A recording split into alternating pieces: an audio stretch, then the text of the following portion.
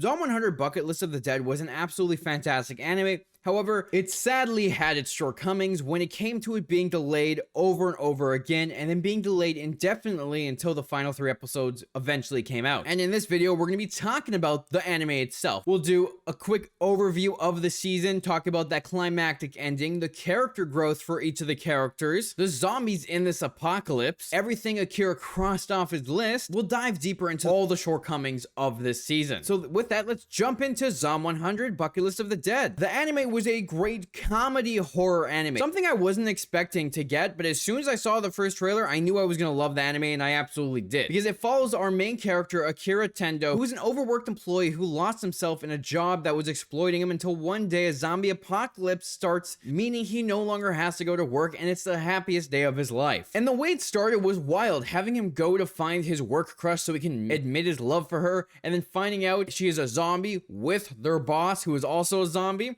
and then having him launch the boss out of the window, confessing his love to a zombie, then running away, was just so random, and I loved it. And the fact that this is just his way of starting his new life work-free was so much fun. And he could now start to enjoy the simple things in life when he started creating his list and just having a beer midday and relaxing was something you wouldn't expect from a zombie show. You would expect it to turn dark really quickly, everything's going to shit, loved ones are dying, but no, it's just a really fun anime. He even sees his neighbors while he's climbing down the pipes, and it seems like they die when he comes back, but we find out at the very end of the series that they're alive. So in the end, there is just a bunch of happy endings in this apocalypse, which I would have never seen coming. Nevertheless, this anime was a fun adventure that really picks up after we met Kencho. Their trip to find a TV was so much more than I was expecting, because they run into a zombie driving a tanker with a zombie dog. Akira has a badass move of avoiding the tanker on the motorcycle while they go into the subway, and then they get into the tunnel and then get into the mall all at the same time. And then a coincidence, he's able to check off wine and dine flight attendants off his list too. And that was such a random thing to have on his bucket list, just to have them being able to complete it out of nowhere. But then after having the first couple episodes be really fun and light, this is where it started to take a dark turn. They just had to have this really nice moment of Akira connecting with this one girl about their dream jobs and how they feel. Even though this girl had a boyfriend, Akira got a really nice friend and moment there, and then she gets bitten by a zombie. Because like all zombie shows, one of the survivors was hiding their zombie bite. And I like how they had those typical tropes in this as well, where you had people still doing the normal things they would do in a zombie apocalypse. You had the people who turn more evil, you have the people who hide their bites, and then you have the zombies running amok. And also, even though people were dying, they still had to have these like really funny moments. Like after Kencho gets laid, the girl he was with gets bit in the face by the zombie and he just runs away. And hey, in the end, they still got their TV, a funny moment, a really sad moment, and they succeeded in their adventure. But the show just kept continuing to get more and more wild, which I absolutely loved. Like when they go to the aquarium and Akira goes to be a superhero and they run into a zombie shark. That whole sequence alone was so random, and I loved it, having just a giant shark and fish go after them, and it was so unexpected that I love to be caught off guard like that, because it wasn't your typical zombie show where things that don't usually get turned into zombies in normal media got turned into zombies. Plus, we finally got Shizuka joining the crew after Akira had originally met her a few episodes back. She finally joins them after the aquarium, and it was great to have them connect, because after that they just continue to go on a fun adventure, because then they run into Akira's old boss, who Akira ends up reverting back to his old ways until he's able to find himself again, take back control, and say no to his own boss, because he's not even in this world anymore where he has to listen to him, but he was so hypnotized and manipulated by him during his old job where he just fell back into that role without even thinking. And his boss literally turned other people into slaves. I'm surprised they didn't revolt sooner. But honestly, my favorite part during this adventure after the zombie shark was them finally meeting Beatrix, because she was a freaking badass, and I think every scene she came into was so much fun. She was also in the intro for every single episode, yet we didn't see her until almost the end, and I really think that was probably the worst part, is how long I had to wait for this awesome character to show up. However, with her joining in, it had some very fun moments in the hot springs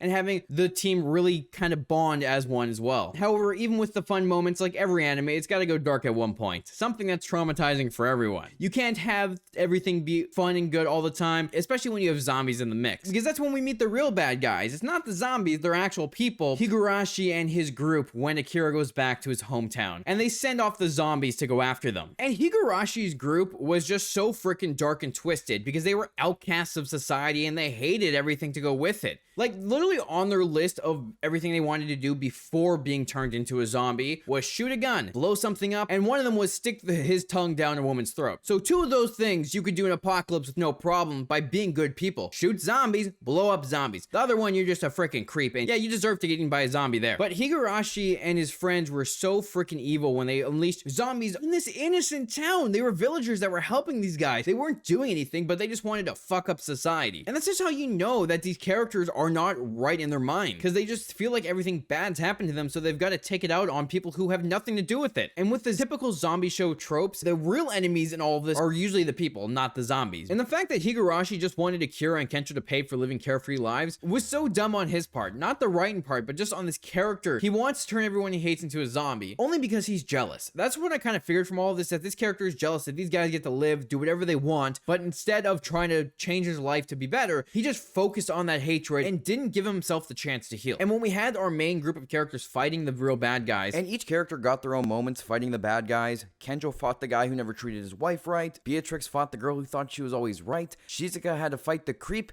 but Akira had to have his moment going against Higurashi, and instead of a big fight, it was more of a touching one. With him going to save his mom and dad, fighting the zombies, saying he has to give back to them and he's not going to stop until he does, and his dad pulling him inside and making him repay his family by not dying to the zombies in front of them. And they really made it seem like Akira's dad was dying from some illness in the scene and really thinking something bad was going to happen, because we've had those dark moments in this show already, seeing the flight attendants die, and instead of his dad almost getting killed by zombies, Higurashi saves him in order to turn Akira into a zombie, because he knows that Akira is not going to let his dad just die in front of him. But that's the thing about this anime, is they kept kind of going back and forth where they would do really dark things and then they wouldn't do really dark things, where I feel like the hometown of the dead part was a perfect area to start doing very dark things while giving Akira these big hero moments. But the way they did it was still done really well, because it shows how Akira's dad cared for him by telling Akira that he can't become a zombie because he'd be disappointed in his son and he'd disown him. So Akira comes up with another way of doing it by turning himself into a zombie, but with makeup. And I loved how they did this, because Higurashi thought he won and everything seemed like it was over. But then Higurashi got pulled off the thing, cried like a baby because he lost. But then we just learned that this guy is just living in his past. He just wants to be that kid with his friends at the pool, and that's all he ever wanted to be. And that's just one of those sad moments where you realize that the villain just didn't have anyone in their lives, so they blamed it on everyone else, and they blamed society instead of taking responsibility for their own actions. But by doing that, it also pushed our main character forward, because after Higurashi gets bitten, Akira is able to sympathize with them, and it has a very good moment forgiving his villain for what he did, and even saying that he'd go to the pool with him one day if he became a zombie. So I thought that was a really good moment for the characters, and we had the villagers all escape and saved by Mr. Kumano, who was the man building the treehouse in the forest. But then we get the moment where Akira's dad wasn't dying at all, he just had hemorrhoids, and he wasn't actually on the brink of death. But at least that all led us to Akira and his friends going on a new adventure, traveling around Japan, going to find Akira and save people. So setting up these characters from like doing their bucket lists of the dead and going on this hero's journey to try to stop the apocalypse. So I really like how they did that. They kind of pushed our characters forward, they gave them new goals, and they put them on this fun adventure that I can't wait to see. So with that, let's talk about our characters and their growth, because each one grew in some way. Because we had Akira, who was the one, of course, that went through the most this season, because he was the main character. He literally started off as a guy who hated his life, he hated his job, and he didn't see him going anywhere until the world became a zombie apocalypse, and he no longer had to do that. He could be a different person, he could live the life he's always wanted. But it also showed how good of a person he's always been, how he's always wanted to reach back out to his family and his friends who he hadn't seen in a while because he got so lost in his work. And it was a really good moment when we got to see him apologize to Kensho and have them be friends again and have them go on this adventure, and then having him meet the flight attendants and having the girl reach into his heart and showing him how she found his dream and that it's possible for him to find his as well. And as he goes through his journey, he becomes a hero, saving the people from the zombie shark. However, with that growth, there always has to be something that holds you back, like when he runs into his boss and returns to his old ways. And I loved that Shizuko was the one that was able to help him break free from that, showing how they kind of have a connection, both of them liking each other in a way but kind of hiding it, because she puts tell your jerk of a boss off on the bucket list, making Akira realize he has to stand up and be his own person, which I loved, because even though he gained his free will back and he was able to survive, I'm surprised he didn't let his boss die. He actually put in the effort, went in, stopped the zombies from killing everyone, saved his boss, and became a hero once again, with one badass explosion. And speaking of Shizuka and Akira, they had one fantastic moment in the hot springs where Shizuka apologizes for being cold when they first met and opening up a bit. She starts to be less closed off and starts to show a little bit more, because originally her father taught her not to focus on that kind of stuff and only about making money and working hard, so she never really let those emotions in. And I really liked how Akira was the one also to push her out of that. But the biggest change from Akira's start was him going to find his parents again and doing everything he could to repay them, because he felt like he hadn't done enough, especially the moments with his father. Because when Akira and his father are talking, he realizes that his dad always had a giant dream to go become an astronaut, and all his dad ever wanted Akira to do was to live his own dreams, because he never got to do it, showing how his father really cared about him and wants him to leave the village so that he can become that person that he's always wanted to be. And I really liked how they showed that too, with Akira's dad pulling him back when he was fighting the zombies, because his dad wants him to live. His dad wants his son to continue living on so that he could live his full life and not die in the zombie apocalypse. Even trying to force his son to stay inside by saying that if he comes out and dies,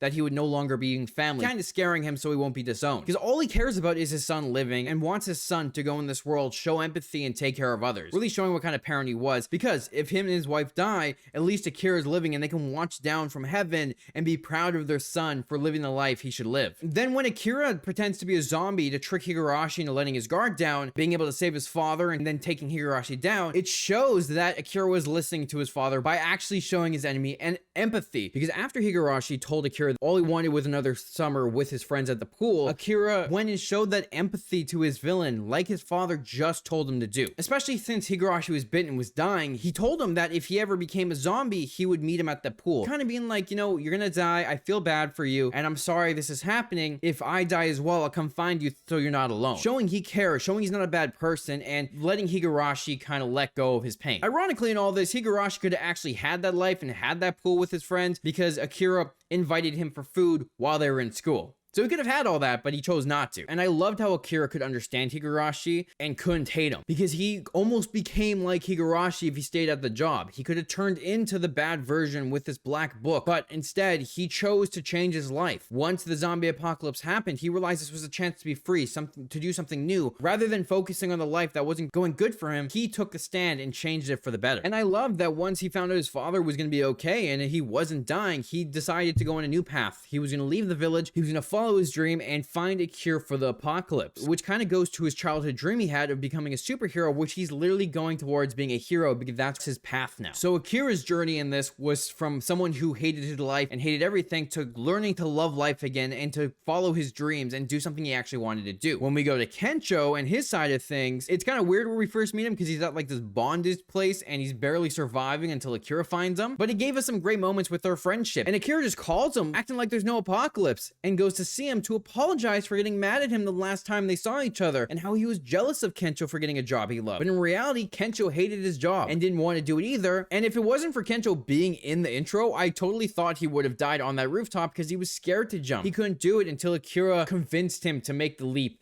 And that leap signified Kencho's change and where he was going to follow his own dreams to be a stand-up comedic. And in the end, Kencho's whole goal for this entire season was to become a stand-up comedic, and he completed it. After meeting Angie, a little girl who had lost both of her parents, and it was sad in this world and all she had left with her dog, Kencho was able to make her smile, to make her feel safe, even through all the hell that was going on. So Kencho went from someone who also hated his life, hated his job, and wanted to make people smile, and was able to do that by the end. So now he's just got to come up with the new goals, because he already completed one. And then when we had Shizuka, when we first met her, while Akira was on his beer run, she was a very analytical person. She was analyzing every situation, surviving the zombie apocalypse, being healthy, and she had a list of how to avoid becoming a zombie, which they actually never referenced after that episode. She just kind of joined in the bucket list of the dead. But I loved how she kept analyzing everything, because when she did run into Kencho and Akira again, she overanalyzes him by saying that he has low self-esteem, by trying to be a hero, and roasts the shit out of him for putting his life in danger and the life of his friends in danger to save people he doesn't even know. But in the end, he does save her from a zombie shark, and she ends up joining them. They both kind of complement each other, and it's shown in that scene where she's able to analyze the situation while they're fighting the shark, and he's able to actually do it. Because when they're fighting the shark, she comes up with the idea to electrocute it, and then he's the one that's able to do it by punching the shark in the face, which again, that scene alone was absolutely amazing. I love that scene. It's probably one of my favorite moments from this whole show alone. And we even learn more about Shizuka as the story progresses and her backstory, how her dad was a financer and literally controlled her and made her do everything he wanted her to do. If she didn't succeeded, she would be an embarrassment. So he was a very manipulating person in her life that even when she saved a sick puppy, he found it and put it down. She had a dog she saved, and this monster took it and put it down. Even pushed her dream away. She wanted to become a doctor, but he told her no because people sue doctors. However, I love by the end of the series, that all changes. She doesn't analyze stuff as much. She saves the old people by getting the zombies to chase her, and even comments that she didn't analyze it. And I love that because it shows that she's now, after being with Akira, she's able to take those risks, she's able to learn, and she's able to take action. And then also realizing after helping the elderly of the village that she wants to follow her dream again for becoming a doctor. Her father's not around anymore to tell her no, and she could actually do what she wants to do. So I really like that. And then we had Beatrix, who when she did finally show up, we had some badass moments with her fighting zombies in her samurai gear, and we learned that she's from Germany, she's a foreigner, and all she wanted to do was experience the Japanese culture, but then the zombie apocalypse happened. But for her character, I felt like she didn't really have a lot to go because she got introduced so late. So I'm hoping in the next season we get more of her and where she's gonna come. But she still did have those great moments during this when she stands up to the always right girl and shows that there's not always one way to do things and that cultures are gonna do things differently. Showing how she's different from everyone else because she's German, she's not gonna do things the same way as everyone else in Japan. But again, I do hope we see more from her in the future because she definitely still has more to grow from. But since we talked about the main character's growth and development, let's talk about the zombies in the apocalypse because we had different types of zombies. We had a driving zombie, which it seems like some of these zombies still keep their motor skills if they were infected while doing something, because we saw 2 instances of zombies driving. The one where the truck crashes into the store with Shizuka and Akira, and then another time when we have the tanker. And then we also have the zombie dog in that same scene. Animals can be turned as well. Then we had the zombie shark that somehow molded with the people it ate and had legs and was able to control it, and zombie fish that flung at Akira. Then we got the zombie boars, and then the only thing we didn't get were the zombie bears that they teased. So it definitely makes me feel like we're probably going to get that eventually, because why would you drop a zombie bear and not give it to us? And I feel like there's probably some weirder zombies coming, and I'm actually super excited to see what's to come from this anime. So please don't put any manga spoilers in the comments, but I actually might have to read the manga now, because after the shortcomings of the season, who knows if we'll get a season 2. However, let's quickly list off what Akira completed in this list. He completed 22 things off his bucket list of the dead. We got confess to the girl I love, clean my room, loaf around and drink beer all day, ride a motorcycle, try out dreadlocks, pig out at a nice sushi restaurant, grow a cool beard, get a solid gold watch, kick back in the hot springs, ride an RV, go stay at home camping, attempt a cosplay, which was a zombie, give free hugs, which he did to Higurashi, build a treehouse, try sup yoga, go home and spend time with my parents, drink and laugh with my best bud, become a stand-up comedic, which is Kencho's, remember my childhood dream, become a superhero, tell off my jerk of a boss, which was added by Shizuka, and give back to my parents. So 22 things out of 100 that were completed, and we still got so many more to go. So I love how every time he would complete something, they would mark it off, and I can't wait to see what else they do, because they did add some fun stuff at the end of the season there to that list. However, with all the fun stuff going on with Dom 100, the shortcomings of it kind of ruined it for some people. The biggest problem was the delays. It went from 1 day, which wasn't that bad, to a week, and then 3 months, which it was originally indefinite. So before the final episodes eventually came out, I was worried it was going to feel disjointed and wasn't going to flow properly, and thankfully that wasn't the case. It felt like I watched the episode the week before. But the delays most likely killed the attention this anime was getting, and a lot of people probably fell off the show because it had taken so long to come back. Even though the animation was freaking fantastic and the story was really well done, however, with the drop in viewers, I really hope that we do get another season because the animation and the story was really great. And the irony in all of this is that Zom 100 fell victim to its own satire, because in the first episode you had Akira working this dead-end job, being overworked and everything else, and then in reality the studio was doing the same thing to its animators, which in the end it faced reoccurring production problems with scheduling issues and couldn't actually be broadcasted in Japan because other shows started to take its place. So even with all these shortcomings, like I said, I really hope it gets another season, and this time they have more time to do it. But overall, I'm so glad that I watched this anime because it was a fun watch. It had some great main characters, and there's just so much that could come from it with its weird zombies that are shown in it, like the zombie shark. We could see zombie bears. We could see other zombie animals or other zombie creatures that mold together like the zombie shark did. I'm really excited to see what they do, and if they don't come out with another season, I'm just gonna have to pick up the manga. So let me know, what did you think of Zom 100 as a whole, and do you hope that they get a season 2? I hope you enjoyed this anime breakdown and recap. Make sure you hit the like and subscribe button to stay up to date with all my anime videos. With that, thanks for watching, and I'll talk to you later.